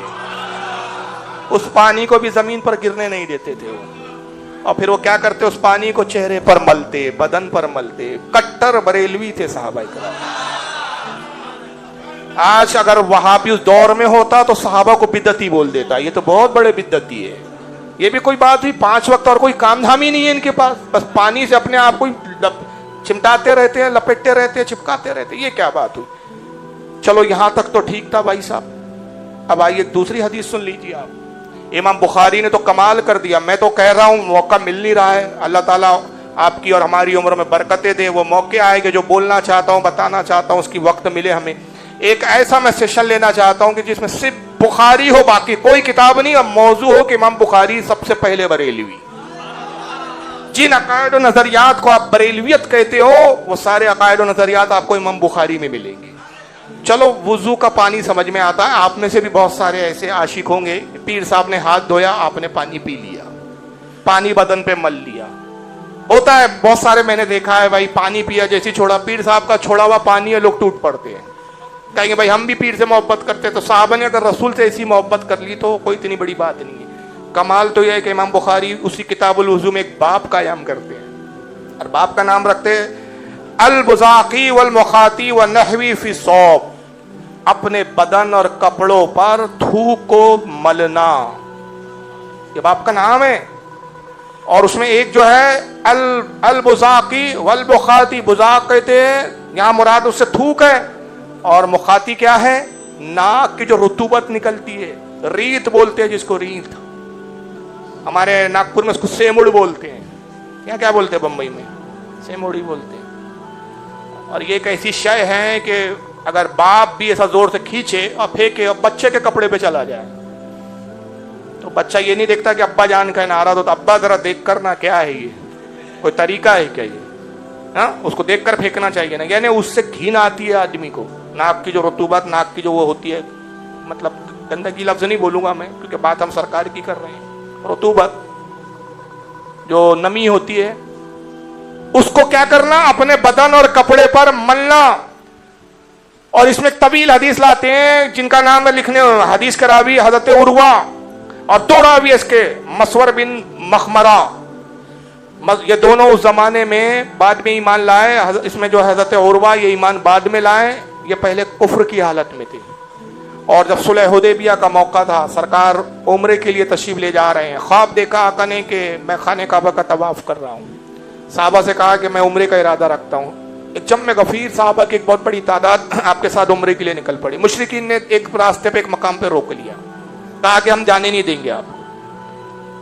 تو آپ نے سمجھایا کہ بھائی ہم جنگ کے لیے نہیں آئے ہیں، ہم صرف عمرہ کر کے چلے جائیں گے. انہوں نے کہا نہیں، ہم آپ کو مکے میں داخل ہونے نہیں دیں گے. بحث بڑی، پھر بہت تفصیلی واقعات ہے. المختصر یہ کہ ایک صلح کا موقع آیا کہ بھائی صلح کر لیتے ہیں، کچھ معاہدہ کر لیتے ہیں. تو مشرکین نے اپنی طرف سے عروہ کو بھیجا، بھائی ہمارے درمیان میں بڑا قابل شخص یہی ہے، پڑھا لکھا یہی ہے، سمجھدار یہی ہے، یہ جن شرائط پہ صلح کر لے ہم مشرکین کو بھی منظور ہوگا. عروہ اس وقت کفر کی حالت میں تھے، مشرکین کا نمائندہ بن کے آئے تھے. ساتھ میں ایک اور شخص تھا جس کا نام تھا مسور بن مخرمہ. یہ دونوں آئے اور عروہ بیان کرتے ہیں، ایمان لانے کے بعد بیان کرتے ہیں کہ جس وقت میں رسول اللہ کی خدمت میں گیا صلح کے لیے، اور جب میں حضور کی صحبت میں جتنی دیر بیٹھا، جتنی دیر میں نے گفتگو کی، میں نے دیکھا کہ نبی پاک صلی اللہ تعالی وسلم گفتگو کے دوران اپنا لعاب بھی دہنے اقدس سے باہر خارج کرتے تھے. لعاب یعنی تھوک، اور وہ ریت بھی خارج کرتے تھے. نتیجہ کیا ہوتا تھا؟ اب آئیے ان کے جملے سنیے. عروہ کے کہتے ہیں وما تلخم النبی صلی اللہ علیہ وسلم نخامۃ الا وقعت فی کف رجل منہم فدلقا بها وجهه وجلده. کہتے میں نے بار بار دیکھا کہ جب بھی نبی پاک صلی اللہ علیہ وسلم اپنے ناک اقدس سے اس رطوبت کو نکالتے وہ زمین پر گر نہیں پاتی، صحابہ اپنے ہتھیلی پر لیتے اور اپنے چہرے اور بدن پر ملنے لگتے. یہ بخاری شریف میں حدیث ہے بھائی صاحب. اب بتائیے وہابی جی کے نزدیک تو کتنے بڑے بدعتی ٹھہرے صحابہ کرام. حدی کر دی انہوں نے بھائی، یہ ناک کی رطوبت کو بھی چہرے پر مل رہے ہیں، بدن پر مل رہے ہیں. اور جس صحابی کو نہیں ملتی اور رطوبت وہ پیچھے رہ جاتا، تو جس کے ہاتھ پہ لگ جاتی وہ اس کے ہاتھ کو مس کر کے اپنے بدن پر ملتا. تو یہ محبت رسول کا عالم تھا. اور اس کو امام بخاری کے علاوہ اور بھی محدثین نے لکھا ہے، جیسے حضرت امام عبدالرزاق، امام احمد ابن حنبل کے استاد ہے. المصنف ان کی حدیث کی کتاب، حدیث نمبر 9720. اس کو امام احمد ابن حنبل نے بھی اپنی مسند میں لایا، حدیث نمبر 18928. امام ابن حبان نے اپنی صحیح میں لکھا، حدیث نمبر 4872. اور بھی محدثین ہیں، میں نے چند حوالے آپ کو تقریباً 5 کتابوں کے حوالے یہاں پیش کیے ہیں، 4 کتابوں کے بخاری سمیت. تو یہ محبت رسول کا صحابہ کا انداز تھا. اور صرف یہی نہیں تھا کہ بس اسی کام میں مشغول رہتے تھے اور اسی کو محبت رسول قرار دے دیا گیا تھا. آپ اور ہم کہیں گے بھائی ٹھیک ہے ہم بھی ہوتے تو ہم بھی اتنی تو محبت کر جاتے. اصل محبت تو یہ تھی کہ وقت آنے پر جان دینے سے بھی گریز نہیں کرتے تھے. ہم وقت رسول اللہ کے لیے اپنی جانوں کو قربان کرنے کے لیے آمادہ اور تیار رہا کرتے تھے صحابہ کرام. یہاں تک کہ غزوہ خندق واقع ہوتی ہے، مورخین نے جن جذبات سے اس واقعے کو لکھا ہے، واقعہ پڑھتے وقت آدمی کی آنکھوں سے آنسو نکلنے لگتے ہیں. ایک جذباتی کیفیت بدن پہ طاری ہو جاتی ہے. غزوہ خندق کیا تھا، تھوڑا سا آپ اس کا پہلے پس منظر سمجھے اور حالات کا جائزہ لیں. پہلی جنگ ہوئی اسلام میں غزوہ بدر. 313 صحابہ کرام، 1000 یا 1100 کے قریب مشرکین. اللہ نے عظیم الشان فتح دی، مشرکینوں کو شکست ہوئی. بدلہ لینے احد میں آئے، احد میں بھی منہ کی کھا کے گئے. وقتی طور پر مسلمان پر حاوی ہوئے، بعد میں پھر شکست ہوئی. اب جب 2 بار ہار چکے اور کافی لوگوں کو یہ مشرکین گوا چکے، تو انہوں نے ایک پروگرام بنایا کہ کہا دیکھو اگر تنہا رسول اللہ سے اور اصحاب سے ہم لڑیں گے فنا ہو جائیں گے، تباہ ہو جائیں گے. ایسا کیا جائے کہ یہودیوں کو بھی ساتھ ملا لیا جائے، عیسائیوں سے بھی کو بھی ساتھ ملا لیا جائے. حالانکہ یہودیوں سے رسول اللہ کا معاہدہ تھا. معاہدہ یہ تھا خیبر اور خندق کے یہودیوں سے کہ اگر تمہارا کسی دشمن سے مقابلہ ہو تو ہم تمہارے دشمن کا ساتھ نہیں دیں گے، اور اگر ہمارے دشمن سے مقابلہ ہو تو تم ہمارے دشمن کو سپورٹ نہیں کرو گے. یہ معاہدہ تھا. مگر یہودیوں نے اور عیسائیوں نے دونوں نے اپنے معاہدے توڑ دیے، مشرکین سے مل گئے، اور 3 قوتیں اور 3 طاقتیں یکجٹ ہو گئی. اور تینوں نے کہا کہ ہم تینوں کا ایک مجموعی اور متفقہ طور پر جو ایک دشمن ہے وہ محمد صلی اللہ علیہ وسلم اور ان کا دین اسلام ہے. یہ دین سے، اسلام سے ہم کو بھی خطرہ ہے، محمد سے ہمیں بھی خطرہ ہے. لہٰذا بہتر ہے کہ ہم 3 الگ الگ وقتوں میں لڑیں اور فنا ہو جائیں، تینوں مل کر محمد اور ان کے دین کو ختم کر دیں. 3 طاقتیں آئی اور مدینے پہ حملہ وار ہوئی. اب تعداد ان کی 3 گنا زیادہ تھی، مسلمانوں سے کئی گنا زیادہ تھے. حالات یہ تھے کہ کھلے میدان میں کھل کر سامنے آ کے مقابلہ کرنا آسان نہیں تھا. اللہ کے نبی نے صحابہ کو جمع کیا، مشورہ طلب فرمایا کہ ان حالات میں کیا کرنا چاہیے. اگر ہم کھلے میدان میں جا کے لڑتے ہیں جیتنا مشکل ہے، ان کی تعداد ہم سے زیادہ ہے، انتقام سے بھرے ہوئے ہیں، جنون اور غصے کے عالم میں آئے ہیں، سخت حملے کریں گے، کیا مشورہ ہے. صحابہ نے کہا اللہ کے نبی ہم مدینے میں ہی رہیں، مدینے میں حفاظت کیسی ہو؟ اگر یہ مدینے میں گھس آئیں تو بچوں کو بھی قتل کریں گے، مال و اسباب لوٹیں گے، کھیتیاں جلا دیں گے، آبادیاں ویران کریں گے، کیا کریں؟ مشورہ ہوتا رہا. سلمان فارسی نے مشورہ دیا اللہ کے نبی میں جب فارس میں رہا تو میں نے دیکھا کہ جب دشمن حملہ کرتا ہے اور طاقت کم ہو تو وہاں کے حکمراں، وہاں کے بادشاہ یہ کرتے ہیں اپنی حفاظت کے لیے شہر کے ارد گرد خندق کھدوا دیتے ہیں، بڑا سا گڑھا کھود دیتے ہیں چاروں طرف. گڑھے کا فاصلہ اتنا ہوتا ہے کہ کوئی گھوڑا دوڑا کے خندق پار نہ کر سکے. خندق میں یا تو پانی بھر دیا جاتا ہے کہ کوئی آئے تو ڈوب کے گر پڑے اور اس پر ہماری فوج ٹوٹ پڑے، یا آگ جلا دی جاتی ہے. سرکار نے ان کا مشورہ پسند کیا اور خندق کھودی گئی. اس لیے اس کا نام پڑ گیا غزوہ خندق، خندق والی جنگ، خندق والا غزوہ. اس کے بعد آقا نے اپنے منادی کو بلایا، کہا جاؤ مدینے کی گلیوں میں، سڑکوں میں، آبادی میں جا کے آواز لگاؤ کہ اے لوگوں، اسلام کو فنا کرنے کے لیے دشمن ایک جٹ ہو گیا ہے. 3 طاقتیں آئی ہے اسلام کو ختم کرنے کے لیے. اسلام کے تحفظ کے لیے اپنی جانوں کو پیش کرو، اپنے مالوں کو پیش کرو. تم میں جو جوان ہے وہ ہتھیاروں سے لیس ہو کر اسلام کی بقا اور حفاظت کے لیے آ جائے. جو تم میں سے ضعیف ہے, بوڑھے ہیں, جو نہیں آ سکتے, جنگ نہیں لڑ سکتے, وہ اپنے ہتھیار اپنے جوانوں کو دے دیں. لوگ اپنے بیٹوں کو پیش کریں, عورتیں خواتین اپنا مال پیش کریں تاکہ ان مال سے کھانے پینے کے اسباب خریدے جا سکے, ان سے ہتھیار خریدے جا سکے. جس سے جیسا ہو سکتا ہے وہ اسلام کی خاطر مدد کرے. جب سرکار کا منادی اعلان کرتا ہے کہ لوگوں اسلام کی تحفظ کے لیے آج مال کی ضرورت ہے, جان کی ضرورت ہے, لوگ اپنے گھروں سے نکل پڑے. جوان ہتھیاروں سے لیس ہو کر آ رہے ہیں, بوڑھے ضعیف العمر اپنے ہتھیاروں کو لے کر, اپنے نوجوان بیٹوں کو لے کر حضور کی خدمت میں آتے. سرکار یہ میرے 2 بیٹے ہیں, یہ جہاد کے لیے حاضر ہے. سرکار یہ میرے ہتھیار ہیں, یہ زیر بختر ہیں, یہ تلواریں ہیں, یہ نیزے ہیں. حضور میں کمزور ہوں, ناتوا ہوں, ضعیف العمر ہوں, اب جنگ نہیں کر سکتا, جنگ میں لڑ نہیں سکتا. حضور میری طرف سے یہ ہتھیار ہے, یہ اسلحہ ہے, آپ جس کو چاہیں یہ عطا فرما دیں. سرکار سب کو دعا فرماتے ہیں. یہاں تک کہ خواتینیں آتی ہیں, عورتیں آتی ہیں, وہ اپنے زیورات دے رہی ہے, سونے کے زیورات, چاندی کے زیورات. مال کا جو کچھ دیا جا رہا ہے, ہتھیار جو کچھ دیا جا رہا ہے, اس کا ایک ڈھیر لگتا جا رہا ہے. سرکار کے نگاہوں کے سامنے 2 ڈھیر لگے, ایک مال کا ڈھیر ہے اور ایک ہتھیاروں کا ڈھیر ہے. حضور جو بھی کوئی دیتا ہے سب کو دعا فرماتے ہیں. صحابہ کرام کھڑے ہوئے ہیں حضور کے ساتھ. تبھی نگاہ دیکھتی ہے کہ ایک 14 سالہ خاتون, جوان عورت ہے, سفید لباس میں ملبوس ہے, چہرے سے اپنے دوپٹے سے چہرہ چھپائے ہوئے ہیں, سینے سے کوئی چیز چمٹائے ہوئے اور چھپائے ہوئے بڑی آہستگی کے ساتھ چلی آ رہی ہے. وہ خاتون آتی ہے, لوگوں نے خیال کیا کہ بہت قیمتی چیز لائی ہے, کوئی زیورات ہے, کوئی سونے کے زیور ہوں گے, کوئی سونے کی اشیاء ہوں گی, قیمتی ہے, اس لیے بڑی حفاظت کے لیے سینے سے چمٹا کے بڑی حفاظت سے لا رہی ہے. سرکار کی خدمت میں حاضر ہوئی اور جب اپنے سینے اقدس سے کپڑا ہٹایا, جس چیز کو چھپائی تھی لوگوں نے دیکھا وہ چیز کچھ مال و دولت نہیں تھی, سونا نہیں تھا, بلکہ ایک دودھ پیتا بچہ تھا. اور حضور کی طرف وہ بچے کو آگے بڑھا کے عرض کرتی ہے, اللہ کے نبی میرے شوہر غزوہ بدر میں شہید ہو گئے, احد میں میرے والد شہید ہوئے, میرے بھائی شہید ہو گئے. اللہ کے نبی میرے گھر میں اب کوئی ایسا مرد نہیں کہ جو اللہ کی راہ میں نکل سکے. اے کاش میرے گھر میں کوئی مرد ہوتا تو آج اسلام کی خاطر کام آتا. اندازہ لگائیے خاتون کے جذبے کو آپ دیکھیں, جس کا باپ شہید ہو چکا ہو, جس کا شوہر شہید ہو چکا ہو, جس کے بھائی شہید ہو چکے ہو. ایسے موقع پہ تو جذبات یہ ہوتے کہ بھائی سارا گھر تو تباہ ہو گیا, اسلام نے ہمیں دیا ہے تو کیا دیا سوائے تباہی کے اور مفلسی اور غریبی کے. اس عالم میں بھی اس کے جذبات یہ ہے کہ کاش میرے گھر میں کوئی مرد ہوتا تو میں اسلام کی خاطر اس کو پیش کرتی, مگر افسوس کہ آج میرے گھر میں کوئی مرد نہیں ہے. اے اللہ کے نبی مرد کے نام پہ صرف ایک بچہ ہے. جس وقت میرے شوہر غزوے کے لیے احد کے لیے نکلے اس وقت میں حاملہ تھی اور یہ بچہ تولود ہوا ہے, یہ شیرخوار دودھ پیتا بچہ ہے. اے اللہ کے رسول میں اس بچے کو جہاد کے لیے آپ کی بارگاہ میں نظر کرتی ہوں. سرکار اس بچے کو لے جائیں جہاد پر. آقا نے جب اس کیفیت کو دیکھا, صحابہ نے دیکھا, آنکھوں میں آنسو کے دھارے بہنے لگے. نبی پاک صلی اللہ علیہ وسلم رونے لگے, ہاتھوں کو اٹھایا, دعا دی اس خاتون کے لیے, کہا کہ اے میری شہزادی ہے, میری بیٹی, میں تیرے جذبات کی قدر کرتا ہوں, لیکن اس بچے کو لے جاؤ. یہ دودھ پیتا بچہ ہے, یہ ابھی اس کام کا نہیں کہ جہاد میں لے جایا جائے. یہ تلوار اٹھا نہیں سکتا, یہ تیر و کمان سنبھال نہیں سکتا, یہ زیر بختر اپنے سینے پہ زیب تن نہیں کر سکتا. دشمن کے تیر آئے, یہ تیروں سے اپنے آپ کو بچا نہیں سکتا.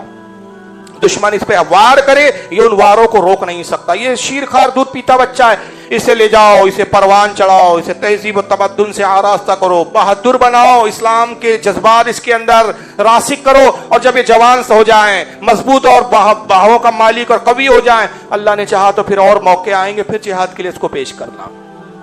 فی الحال ابھی سے لے جاؤ, میں تمہارے جذبات کی قدر کرتا ہوں اور تمہارے حق میں اللہ کی بارگاہ میں دعا کرتا ہوں. جب سرکار نے انکار فرمایا, اس کو جانے کے لیے کہا تو رونے لگی خاتون, اور روتے ہوئے کہتی, اللہ کے نبی یہ آپ نے کیا فرما دیا میرے آقا, آپ میرے بیٹے کو قبول نہیں کر رہے ہو, میری قربانی کو قبول نہیں کیا جا رہا ہے, اس لائق نہیں سمجھا جا رہا ہے. میں مانتی اور قبول کرتی ہوں کہ بچہ کافی چھوٹا ہے, یہ شیرخوار دودھ پیتا بچہ ہے, چند روز ہوئے ہیں اسے پیدا ہوئے, چند روز ہوئے کہ یہ ابھی دنیا میں آیا ہے. اے اللہ کے نبی میں مانتی ہوں کہ یہ تلوار نہیں چلا سکتا, اے اللہ کے نبی یہ دشمن سے اپنی حفاظت نہیں کر سکتا, مگر سرکار اس کو اتنا ناکارہ نہ سمجھے, اس کو اتنا بیکار نہ سمجھے. اس بچے میں اللہ کے رسول بڑی ایک اچھی خوبی ہے اور بہت عمدہ خوبی ہے جو دیگر بچوں میں نہیں. سرکار اس میں خوبی یہ ہے کہ جو بھی اس کے گالوں کو بوسہ دیتا ہے یہ اس کے سینے سے چمٹ جاتا ہے. اے اللہ کے نبی اس بچے کو اپنے ساتھ لے جائیں, اور جب چاروں طرف سے دشمن آپ کی طرف تیر برسائیں تو آپ اس میرے بچے کے رخسار پر بوسہ دینا, یہ آپ کے سینے سے چمٹ جائے گا اور دشمن کے تیر اپنی پیٹھ پر لے لیں گا اور آپ کا سینہ محفوظ ہو جائے گا. اللہ کے نبی میں اس خاطر اس بچے کو لائی. اندازہ لگائیے تاریخ کیا ایسی مثال پیش کر سکتی ہے کہ اپنے کسی رہنما، اپنے کسی رہبر پر اپنے دودھ پیچھے بچے بھی لوگ قربان کرنے کے لیے لائے ہو۔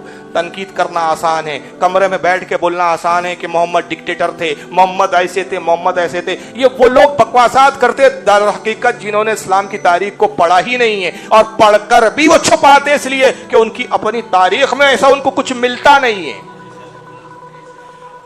سمجھ رہے ہیں نا آپ؟ جب ان کی اپنی تاریخ میں ایسی مثالیں نہیں ملتی تو وہ مجبور ہو کر پریشان ہو جاتے ہیں کہ بھئی ہماری تاریخ تو اس سے مطلب خالی ہے۔ یہی وجہ ہے کہ ہر وقت ہم خطرے میں جی رہے ہیں، اتنے خطرے میں ہم لوگ جی رہے ہیں، ہمارا مذہب اس قدر خطرے کے سائے میں پل رہا ہے کہ جو بھی اسلام پڑھتا وہ اسلام کا ہو جاتا ہے۔ تو کوئی اسلام پڑھے نہیں، کوئی محمد کی سیرت جانے نہیں، تو اتنا پروپیگنڈا کرو کہ لوگ اسلام کی طرف جانے سے ہی رک جائیں۔ تو یہ پروپیگنڈا کی مہم ہے، لیکن اس کے باوجود بھی اللہ فرماتا ہے قرآن عظیم میں کہ یہ اللہ جو ہے، یہ اللہ کا دین کیا یہ دشمن اور مشرکین چاہتے ہیں چند پھوکوں سے بجھا دیں گے؟ اللہ نے طے کر رکھا ہے کہ اس کو پورے عالم میں روشن فرمائیں گا۔ یہ آیت کا مفہوم ہے۔ تو دین تو پھیلیں گا، اور قیامت کے وقت سوائے اسلام کے کچھ ہونا ہی نہیں ہے، صرف اسلام ہی اسلام ہوگا۔ اور یاد رکھیے اسلام کی خاصیت ہے اس گلاب کے پودے کی طرح ہے کہ جس کو جتنا تراشو گے اگلی بار اتنی ہی شاخیں اس میں پھر پھوٹتی ہے، اتنا ہی وہ ہرا بھرا ہوتا ہے، جتنا کاٹنا چاہوں گے اتنا ہرا بھرا ہوگا۔ اور تاریخ گواہ ہے کہ جب جب اسلام کو فنا کرنے کے لیے بڑی بڑی طاقتیں اٹھی ہیں، یہ آج کی طاقت کوئی حیثیت نہیں رکھتی، یہ تو صرف منہ سے بولنا جانتے ہیں، ایسی ایسی طاقتیں بھی اسلام کو فنا کرنے کے لیے اٹھی۔ ہلاکو نام کی طاقت کا نام سناؤں گا آپ نے، چنگیز خان جیسوں کا نام سناؤں گا آپ نے۔ ایک زمانے میں نمرود اور فرعون جیسے بھی گزرے ہیں، نام و نشان مٹ گئے، آج میوزیموں میں عبرت کا نشان بن گئے، آج تماشا بن گئے۔ وہ فرعون اور نمرود جن کی بارگاہ اور ان کے دربار میں کھڑے ہونے کے لیے بھی ہمت چاہیے تھی، جن کے درباروں میں بولنے کی انسان جرات نہیں کرتا تھا، لاش رکھی ہوئی اور ٹکٹ خرید کے لوگ جا کے اس کا تماشا دیکھ کر آتے ہیں۔ یہ ایسے تماشے بن گئے، تو انشاءاللہ یہ بھی تماشے بن جائیں گے۔ اسلام تو وہ ہے کہ جو اللہ کا دین ہے اور اللہ نے اس کو پسند کر لیا ہے۔ ان الدین عند اللہ الاسلام، اللہ کے نزدیک اگر کوئی دین ہے تو وہ صرف اسلام ہے۔ جب اس کے نزدیک اسلام ہی دین ہے تو کوئی فنا نہیں ہوگا۔ اور یاد رکھیے ایسی چیزیں تو ہوتا نہیں ہے، ہاں یہ ضرور ہوتا ہے کہ ہمارے قلب کو ٹھیس پہنچتی ہے، لوگ ہمارے دلوں کو دکھاتے ہیں، اور یہ ان کا شیوا ہے، ان کا مذہب ہی یہ سکھاتا ہے۔ ہمارا مذہب تو یہ کہتا ہے کہ کسی کے معبودوں کو برا مت بولو، کہ پلٹ کر کہیں وہ تمہارے سچے معبود کو برا نہ کہیں۔ ہم تو دوسروں کو بھی نہیں کہتے، ہمارا دین تو یہ کہتا ہے لکم دینکم ولی دین، تمہارا دین تمہارے ساتھ، ہمارا دین ہمارے ساتھ۔ ہماری ذمہ داری تو اتنا ہے کہ ہم اچھائی کی باتیں حکمت کے ساتھ تم تک پہنچا دے، اب قبول کرنا نہیں کرنا تمہارا کام ہے۔ ہمارے ہاں تو یہ ہے کہ ہر خطاب کے بعد خطیب سورہ یاسین کی یہ آیت تلاوت کر کے ختم کرتا ہے، وما علینا الا البلاغ المبین، ہمارا کام پہنچا دینا تھا، بس ہم نے پہنچا دیا، اب ماننا نہیں ماننا تمہارا کام ہے۔ تو ہم زبردستی نہیں کرتے، ہمارا دین زبردستی والا نہیں ہے، شدت اور تعصب والا نہیں ہے، مگر اس کے باوجود بھی ہم پر ٹارگٹ کیا جاتا ہے۔ مگر اس ٹارگٹ سے کیا ہوتا ہے؟ مجھے آج تک ایک مسلمان، خدا کی قسم مسجد میں بیٹھ کے بول رہا ہوں، ایک مسلمان آج تک ایسا نہیں ملا کہ جس نے مجھ سے کہا فاروق صاحب کہنے والے نے کہا کہ رسول اللہ نے 6 سال کی بچی سے نکاح کیا، میں تو حضور کی سیرت سن کے بدزن ہو گیا۔ ایک مسلمان نہیں ملا۔ ہم کہتے ہیں ایسی بکواسات سے رسول کی سیرت پر کوئی حرف نہیں پڑتا۔ کیوں؟ ہمارا نبی نفسانی خواہشات کی تکمیل کے لیے نکاح نہیں کرتا، نفسانی خواہشات کی تکمیل مقصد نہیں ہوتی، وہ تو تعلیم کے لیے ہوتا ہے۔ ہمارا نبی اس وقت تک کوئی کام کرتا ہی نہیں جب تک اللہ کا حکم ہوتا نہیں، اور اللہ کے ہر حکم میں حکمت ہوتی ہے، بغیر حکمت کے اللہ کوئی حکم اپنے محبوب کو دیتا ہی نہیں۔ تو اگر کسی 6 سال کی بچی سے آقا نے نکاح بھی کیا تو اس میں حکمت پوشیدہ ہے، اس کے پیچھے صرف ہر وقت جو ہے وہ شہوت نہیں ہوتی، جن کی سوچی شہوت والی ہو وہی سوچتے رہتے ہیں، وہ در حقیقت اپنی سوچ کی عکاسی کرتے ہیں۔ اور یہ ایک عجیب بات ہے کہ وہ بولنا جانتے سننا نہیں جانتے، ورنہ بولنے میں تو ہم سے زیادہ کچھ نہیں ہے، فصاحت تو ہمارے یہاں ہے، بلاغت تو ہمارے یہاں ہے، خطیب تو ہمارے یہاں پیدا ہوتے، خطابت تو ہمارے یہاں، ہم ہے ہی عرب اور تم ہو اجمی۔ اگرچہ ہم اجمی ہیں لیکن عرب سے وابستہ ہو گئے تو اللہ نے ان کے صدقے میں ہمیں بھی فصاحت و بلاغت دے دی ہے۔ خطابت ہمارے گھر کی لونڈی ہے، تم ہم سے اچھا کیا بولو گے، مگر تکلیف تو تمہیں یہ ہے کہ تم بولنا جانتے ہو سننا نہیں جانتے۔ سننے کا بھی حوصلہ پیدا کرو تو پھر ہم کچھ بولیں، پڑھتے تو ہم بھی ہیں، بولنا ہم بھی جانتے۔ جب ہم نے باہر کی زبان عربی سیکھ لیا تو تمہاری اپنی زبان سیکھنے میں کون سی پرابلم ہے؟ عربی جیسی زبان ہم نے سیکھ لیا جو اتنی دشوار ہے، جو فرشتوں کی زبان ہے، ہم فرشتوں کی زبان سیکھ گئے تو تم انسانوں کی زبان نہیں سیکھ سکیں گے؟ سیکھے نہیں، بولنا بھی جانتے مگر تم سننا نہیں چاہتے۔ بہرحال چھوڑیے ان کا کیا تذکرہ کریں، لیکن اندازہ لگائیے کہ رسول اللہ سے محبت کا کیا عالم تھا۔ یہ تھا اسلام، ان سببوں سے، ان جذبات کی بنیاد پر اسلام پھیلا ہے۔ اسی لیے اعلیٰ حضرت کہتے ہیں حسن یوسف پہ کٹی مصر میں انگشت زنا، حسن یوسف پہ کٹی مصر میں انگشت زنا، سر کٹاتے ہیں تیرے نام پر مردان عرب۔ تو اسلام قربانیوں سے، نبی کی محبت کی وجہ سے پھیلا ہے۔ اور ایک مقام پر میں ایک اور صحابی کا تذکرہ کرنا چاہتا ہوں، حضرت ابو عبیدہ ابن جراح رضی اللہ تعالیٰ، جلیل القدر صحابی ہے، عشرہ مبشرہ میں اتنی محبت تھی رسول اللہ سے۔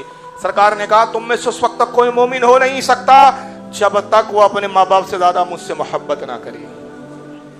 غزوہ احد کے اندر حضرت ابو عبیدہ ابن جراح شامل ہے، اور اسلام کو مٹانے کے لیے مد مقابل میں ان کا باپ جراح آتا ہے۔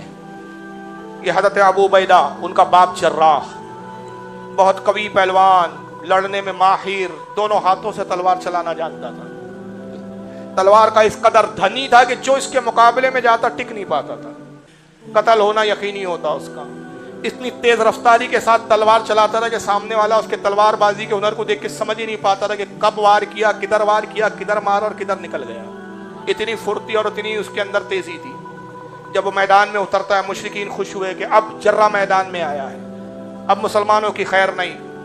اور ان کے گمان کے مطابق وہی ہوا کہ جراح نے پے در پے حملے کرنے شروع کیے، جو صحابی اس کے مقابلے میں آتا شہید ہو جاتا۔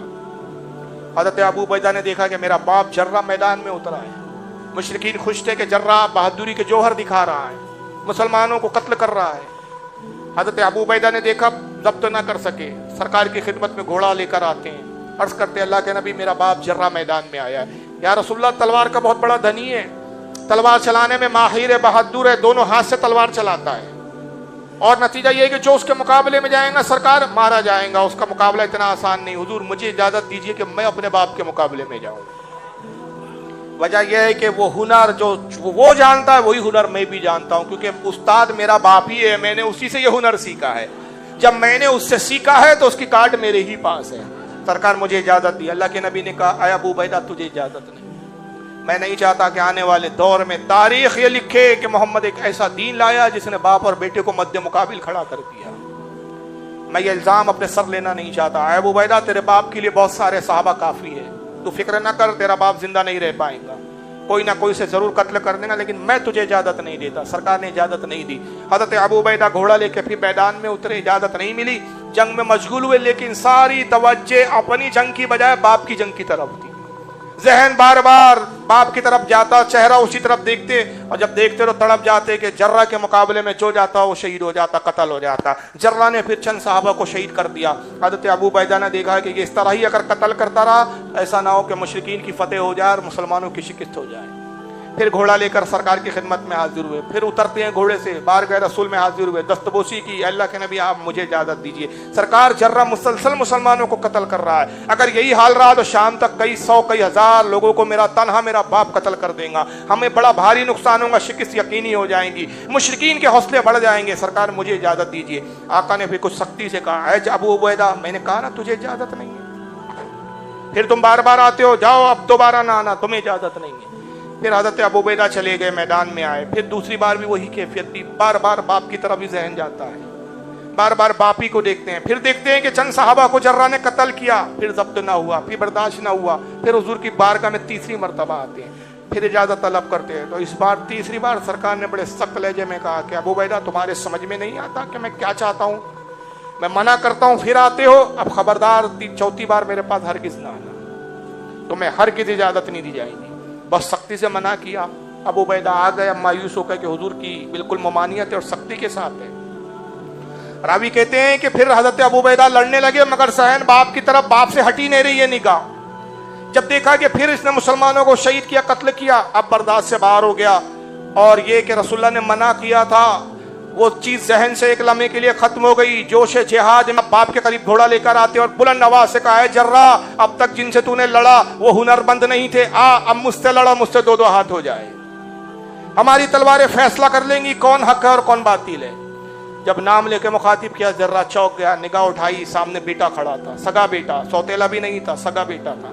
تو ابو عبیدہ, محمد کے دین نے تجھے اتنا جری اور بے باک کر دیا کہ آج تو باپ کا نام لینے لگا ہے, مجھے جرہ کہہ کر مخاطب کرتا ہے, تو نے مجھے باپ نہیں کہا, ابا نہیں کہا, کیا اتنا تو جری ہو گیا؟ کہا کیا جرہ سن, ہاں میں تیرا نام اس لیے لے رہا ہوں کہ کفر اور اسلام کا رشتہ کبھی قائم نہیں ہو سکتا. میں نے رسول سے محبت کا ایسا رشتہ قائم کر لیا ہے کہ اس رشتے کو میں قیامت تک برقرار رکھنے کے لیے ہر باطل رشتے کو کاٹنے کے لیے تیار ہوں. آج وہی رشتے محکم و مستحکم مانے جائیں گے جس کا رشتہ رسول کے رشتے سے جڑا ہوا ہے. محبت رسول کا جس کا رشتہ قائم ہے وہی رشتے محکم و مستحکم ہے, باقی کوئی رشتے ہمارے نزدیک اہمیت نہیں رکھتے. ذرا بھی اپنے کفر پر جری اور بے باک تھا. اس نے کہا ابو عبیدہ اچھا ٹھیک ہے, اگر یہی نوبت آ گئی ہے کہ تو اپنا دین بچانے کے لیے باپ کے قتل سے گریز کرنے کے لیے تیار نہیں, تو مجھے بھی اپنے باطل دین سے اور دھرم سے محبت ہے, میں بھی اپنا دھن بچانے کے لیے بیٹے کی قربانی دینے کے لیے تیار ہوں, آؤ تیرا اور میرا مقابلہ ہو ہی جائے. اب باپ بیٹے کا مقابلہ شروع ہوا. جیسے ہی باپ بیٹے دستوں گریباں ہوئے, تلواریں ٹکرانے لگی, صحابہ کرام کی کیفیت یہ ہوئی کہ صحابہ نے اپنی تلواروں کو میان میں رکھ لیا, مشرکین نے اپنی تلواروں کو میان میں ڈال لیا, سب نے اپنی تلوار اور ہتھیار روک لیے. اب سب کی نگاہ کا مرکز باپ بیٹے کی جنگ تھی.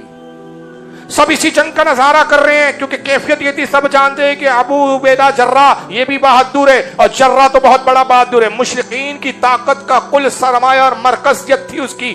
سب جانتے تھے کہ اگر جرہ فتح یاب ہو گیا اور ابو عبیدہ شہید ہو گئے تو مشرکین کی فتح جو ہے وہ یقینی ہے, اور اگر جرہ مارا گیا تو مشرکین کے قدم اکھڑ جائیں گے. اب ایک فیصلہ کن مرحلہ آ چکا ہے, جنگ یا تو ادھر ہے یا تو ادھر ہے. فتح اور شکست کا دار و مدار ابھی باپ بیٹے کی جنگ پر ہے. اب سب اسی جنگ کا نظارہ کر رہے ہیں اور دیکھنے والی نگاہ بڑے حیرت سے جنگ کو دیکھ رہی ہے. باپ بیٹے کی تلواریں ٹکراتی رہی, بجلیاں خونتی رہی, چنگاریاں تلواروں سے نکلتی رہی, اور پھر ابو عبیدہ نے نعرے تکبیر بلند کیا, اللہ کی بڑائی بیان کی اور اچھل کر باپ کے سر پر ایک ایسا وار کیا کہ باپ کے سر کو چکنا چور کیا اور اس کو قتل کر دیا. جرہ مارا گیا, بیٹا فتح یاب ہو گیا, باپ کو شکست ہو گئی. صحابہ اکرام نے جوش میں نعرے لگائے.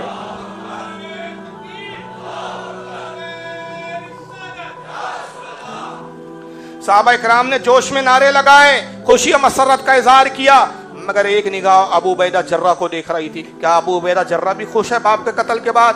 دیکھنے والی نگاہ نے دیکھا کہ جرہ تلوار کے دستے پر اپنی تھوڑی کو لگائے ہوئے رو رہے تھے. تلوار سے باپ کا خون بہ رہا تھا. دیکھنے والی نگاہ مولا علی کی تھی. مولا علی قریب گئے, ابو عبیدہ کو بازو سے پکڑ کر اٹھا کے سہارا دیا, سینے سے لگایا, تسلی دی, کہا اے ابو عبیدہ میں احساس کر سکتا ہوں, میں سمجھ سکتا ہوں کہ آخر تم نے اس باپ کو قتل کیا ہے. اگرچہ وہ مشرک تھا, مشرکین کی طرف سے, کفاروں کی طرف سے آیا تھا, اسلام کا دشمن بن کر آیا تھا, لیکن مجھے اس بات کا احساس ہے کہ آخر وہ باپ تھا, اس نے تمہیں پیدا کیا, تمہاری پرورش کی, تمہیں تہذیب و تمدن سکھایا, تمہیں پروان چڑھایا, اس لائق بنایا کہ آج جو تم نے کارنامہ انجام دیا. باپ کی محبت کا تقاضا ہے کہ تم رو. قسم خدا کی آپ غلط سمجھے, میں اس لیے نہیں رو رہا ہوں کہ میں نے باپ کو مارا ہے, اس لیے افسردہ نہیں ہے کہ باپ میری تلوار سے قتل ہوا ہے. میں رو اس بات پہ لا رہا ہوں کہ میرا ایمان برباد ہو گیا, میں تباہ اور ہلاک ہو گیا. اللہ کے نبی نے منع کیا تھا باپ کے مقابلے میں نہ جانا, میں نے نبی کی نافرمانی کی ہے, میں نے سرکار کے حکم عدولی کی ہے, سرکار کے حکم کو پش پشت ڈالا ہے, میری آخرت تباہ ہو گئی, میرا ایمان برباد ہو گیا, اب میرا کوئی ٹھکانہ نہیں. قیامت کے دن رب تبارک و تعالیٰ اس بنیاد پر مجھے جہنم میں ڈالے گا کہ میں نے اس کے نبی کی نافرمانی کی ہے, اب میرا کوئی سہارا نہیں رہا, میں نبی کا نافرمانہ گناہگار ہوں. مولا علی نے تسلی دی, اے ابو عبیدہ غم نہ کرو, بارگاہ رسول میں جاؤ, سرکار کے قدم نازمین سے لپٹ جاؤ, رسول کے قدموں میں سر رکھ دو, معافی طلب کرو. یہ وہی بارگاہ ہے جس کی بارگاہ میں ہمیں رب پکار کے یہ کہتا ہے وَلَوْ أَنَّهُمْ إِذْ ظَلَمُوا أَنفُسَهُمْ جَاءُوكَ, اے لوگوں جب تم اپنی جانوں پہ ظلم کرو میرے محبوب کی بارگاہ میں آ جاؤ. میرا محبوب اگر تمہاری سفارش کرے لَوَجَدُوا اللَّهَ تَوَّابًا رَحِيمًا, اللہ کو توبہ قبول کرنے والا پاؤ گے. تو جاؤ رسول کی بارگاہ میں, سرکار کے قدموں میں جا کر اعتراف کر لو گناہوں کا, اقرار کر لو, معافی طلب کرو. آقا نے اپنے دستے مبارک کو اٹھا دیا, تمہارا بیڑا پار ہو جائے گا, گناہ درگزر کر دیے جائیں گے. جب مولا علی نے تسلی دی, حضرت ابو عبیدہ ابن جرہ کو تسلی ملی. آپ نے اپنا امامہ کھولا اور گلے میں لپیٹ لیا. یہ اہل عرب کی عادت تھی, رواج تھا کہ جب کسی بڑے پاپی اور مجرم کو لایا جاتا تھا اس کے گلے میں امامہ لپیٹ دیا جاتا تھا.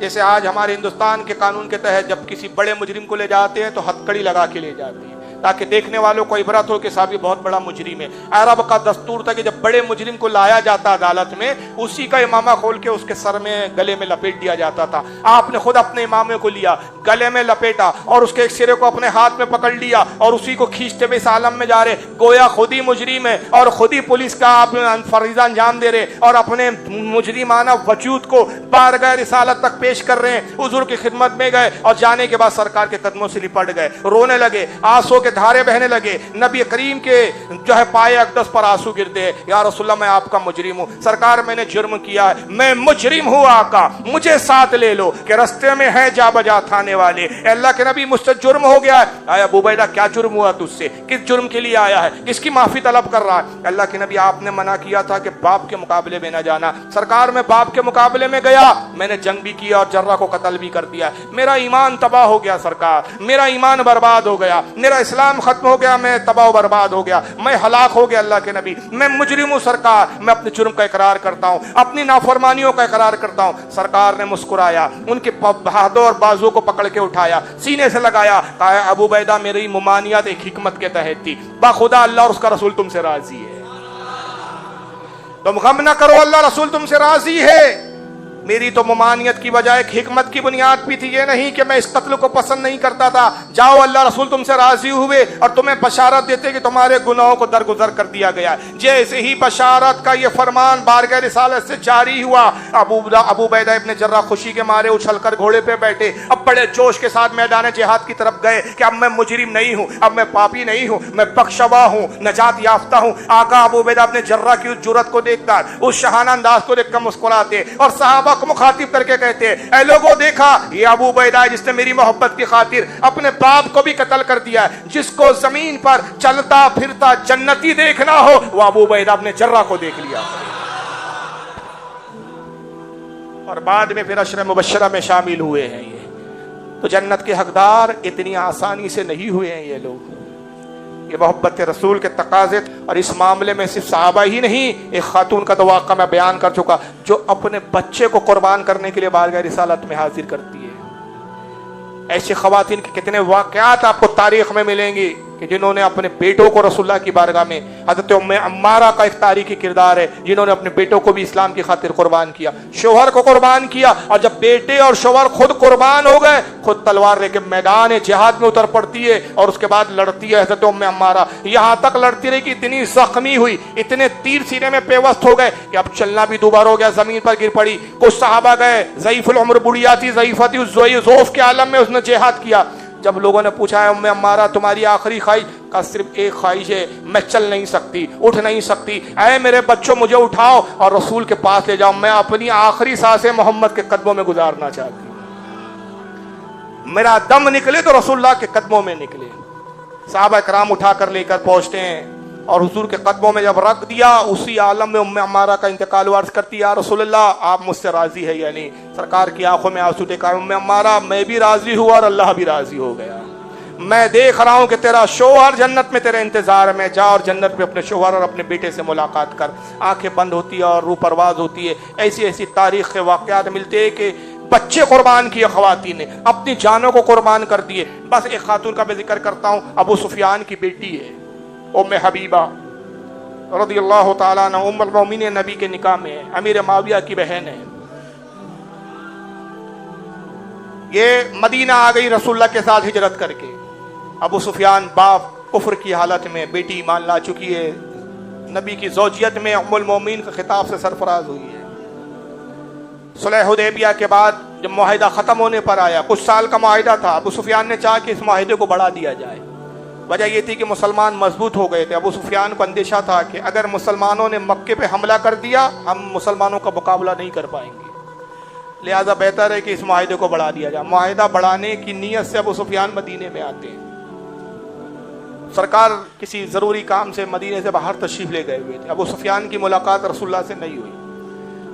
خیال کیا کہ جب تک رسول آتے ہیں چلو بیٹی سے ہی مل آتے ہیں، اب آئے ہیں مدینے میں تو بیٹی سے ہی ملاقات کر لیں۔ پوچھا بھائی ام حبیبہ میری بیٹی کا حجرہ کون سا ہے؟ صحابہ نے بتا دیا یہی آپ کی بیٹی کا حجرہ ہے۔ آواز لگائی، بیٹی نے دروازہ کھولا، کہا اے باپ کیسے آنا ہوا؟ کہا رسول اللہ سے ملاقات کے لیے آیا تھا، سرکار سے ملاقات نہیں ہوئی، سوچا تم ہی سے ملاقات کر لوں۔ کہا ٹھیک ہے آئے ہو تو مل لو۔ हुजरे में दाखिल हुए, एक जगह बिस्तर बिछा हुआ था रसूलुल्लाह का, जिस पे सरकार आराम फरमाते थे। अबू सुफियान ने बैठने के लिए देखा कोई जगह नहीं है, वही एक बिस्तर है, एक खटिया थी, खाट पे बिस्तर था, बस उसी बिस्तर पे जैसे अबू सुफियान बैठना चाहता था, बेटी उम्मे हबीबा ने बिस्तर को खींच लिया। सरदार था अबू सुफियान, कोई मामूली शख्स तो नहीं था। आप तस्वुर करो, एक इज्जतदार आदमी हो, आप अपने घर पे बुलाएं, सोफे की तरफ इशारा करें, और जब वो सोफे पे बैठने लगे तो आप सोफा ही हटा दें, वो टिकेगा आदमी? कितनी बड़ी बेइज्जती महसूस करेगा। वही हुआ, अबू सुफियान सरदार था, गुस्से में आया, बेटी ये क्या हरकत है, क्या तू ये समझती है कि ये बिस्तर मेरे लायक नहीं? कहा नहीं नहीं, तू इस बिस्तर के लायक नहीं, ये किसी मामूली जात का बिस्तर नहीं, ये रसूलुल्लाह का बिस्तर अक़दस है, और मैं गवारा नहीं करती कि एक नापाक जिस्म मुशरिक इसके ऊपर बैठे। बाप और बेटी के रिश्ते नहीं देखे गए भाई साहब, ये खवातीन का आलम था। हज़रत आला ऐन से ये सहाबी है, कम सिन सहाबी, 8 साल की उम्र थी, वालिद का इंतकाल हो गया साहब, गज़वा उहद में शहीद हो गए। जिस वक्त शहीद हुए ये कुछ 6-7 साल के कुछ थे, यानी छोटे ही थे उस वक्त। अपनी माँ से हमेशा पूछते कि हमारे अब्बू कहाँ हैं? माँ कहती बेटा तुम्हारे वाली शहीद हो गए। बड़ी नेक पारसा एकलौता बेटे थे हज़रत आला। यहाँ तक कि एक मरतबा ईद का दिन था, देखा कि सारे बच्चे अपने बाप के साथ, अपने वालिदैन के साथ, वालिद के साथ ईदगाह जा रहे हैं, मेरा तो कोई वालिद नहीं है, तना हो, रोने लगे। मशहूर वाक़या आपने सुना होगा, रोते हुए हुजूर के हुजरे के पास गए और बाहर बैठ के हुजूर के हुजरे अक़दस की दीवार से टेक लगा के रोने लगे। उस वक्त सरकार की बारगाह में हज़रत अली मौजूद थे। काली देखो एक बच्चे के रोने की आवाज़ आ रही है, ये कौन बच्चा है जो रो रहा है? हज़रत मौला अली बाहर आए, देखा 6 साल का एक नन्हा सा बच्चा बैठा है, 6 साल का। कहा कि क्या नाम है बेटा, क्यों रो रहे हो? कहा मेरा नाम आला है। क्यों रो रहे हो? कहा मैं अपना दर्द और अपना शिकवा रसूलुल्लाह से बयान करूंगा। अच्छा आओ मैं रसूल तक तुम्हें पहुंचाता हूँ। मौला अली ने गोद में उठाया, सरकार की खिदमत में लाया, हुजूर ये बच्चा है, रो रहा है। सरकार ने मोहब्बत की, प्यार किया, बोसा दिया रुखसार को। कहा क्या नाम है बेटे तुम्हारे? हुजूर मेरा नाम आला है। किसके बेटे हो? फुला अपने फुला का बेटा। क्यों रो रहे हो? सरकार मेरे वालिद उहद में शहीद हो गए, मेरी वालदा है, मेरा कोई नहीं। आज मैंने ईदगाह में सबको जाते हुए देखा, मेरे भी वालिद होते वो भी मुझे ईदगाह ले जाते, मुझे आज अपने वालिद की बड़ी याद आई। सरकार ने कहा तुम पसंद नहीं करते कि मैं तुम्हारे बाप की जगह रहूं? आयशा तुम्हारी माँ की जगह रहे, फातिमा तुम्हारी बहन हो, अली तुम्हारे भाई हो। कहा या रसूलल्लाह ऐसे रिश्तेदार तो किस्मत वालों को मिलते हैं, मैं राजी हो गया। सरकार ने कहा अला तुम्हारी बातें बड़ी अच्छी लगी, इस कमसिनी में इतनी अच्छी बातें करते हो, कितना अच्छा हो कि तुम हमसे मुलाकात के लिए आते रहो। आला चले गए, अक्सर मुलाकात के लिए आते हुजूर के हुजरे पे, सरकार बड़ी मोहब्बत से पेश आते, ऐसी ही मोहब्बत करते जैसे औलाद से मोहब्बत की।